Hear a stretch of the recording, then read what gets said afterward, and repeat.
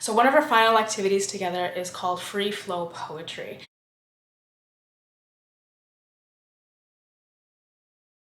So we're going to do a couple of different things with the poetry section here. For the first one, free flow. Same dynamic, you're just going to write a poem. Doesn't matter what genre, doesn't matter what style, you're just going to create a poem. And you can choose whatever topic you want, or you can stick to the theme of water like we have.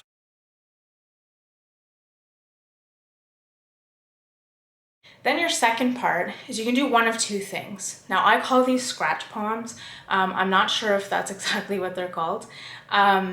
But you write a poem or you write a story and you're going to keep a copy of that story, but then you're going to rewrite it or reprint it, and you're going to scratch and scribble and black out a bunch of those words to create a very simple poem.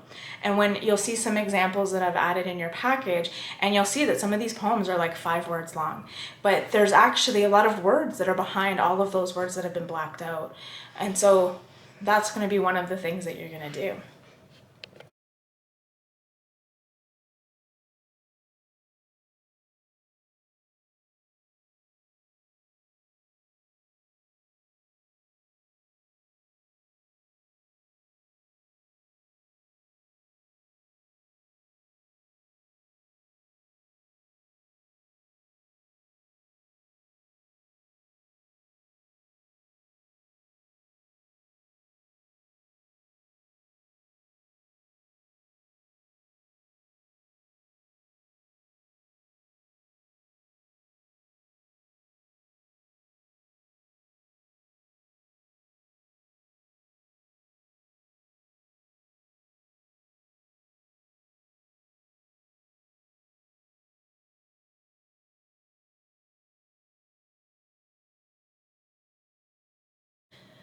I've added some images, some photos that explain some of the different types and styles of poetry. Now we're not going to go into that too much in this session, because I just really want you to break the boundaries, break the barriers, and break the rules that are attached to poetry. Now, one of the things that I experienced in my writing journey is, I think I told you my story, is that one of my grade 8 teachers, I think it was a supply teacher, had said that I didn't know how to write poems. And now that poem that she gave me a D or a C on has now been published. And so when I think of poetry, I think of whatever it is that comes out.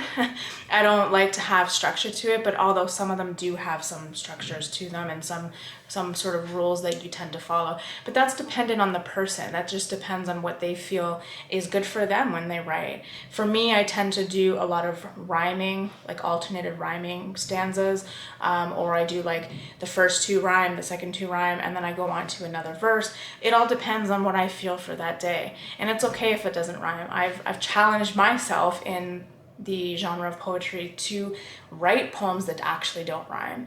And now I'm working on doing more creative pieces where you'll see there's one talking about the sun, and it's got an image of a sun and the words are going across the page, kind of like we did with the object writing.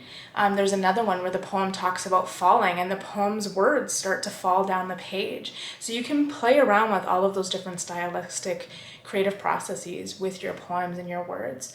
But some of the ones that they talk about here is there's repetition, there's metaphor, there's imagery, there's a simile poem, personification, alliteration. So there's all of these different words that come up. So do some research if you'd like. There's a little, it's called the classroom key, which I thought this was just really cool. It gives you a little bit of a definition under each of them to explain what those poems are.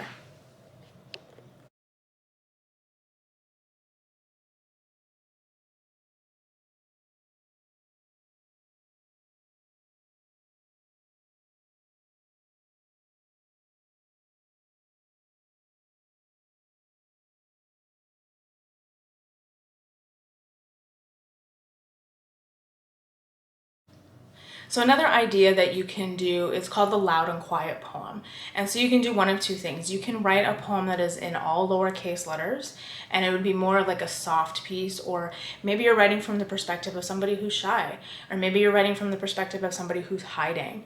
And then the opposite to that is writing a loud poem. And so most of the words would be in big, bold letters, or they would be all capitalized. Maybe they're screaming, maybe they're yelling in excitement. And so you get to choose how you want to write this poem. I give you free will to use your creative juices to write these poems. But yeah, so think about how you would write that, and maybe try infusing some of the stylistic pieces into that.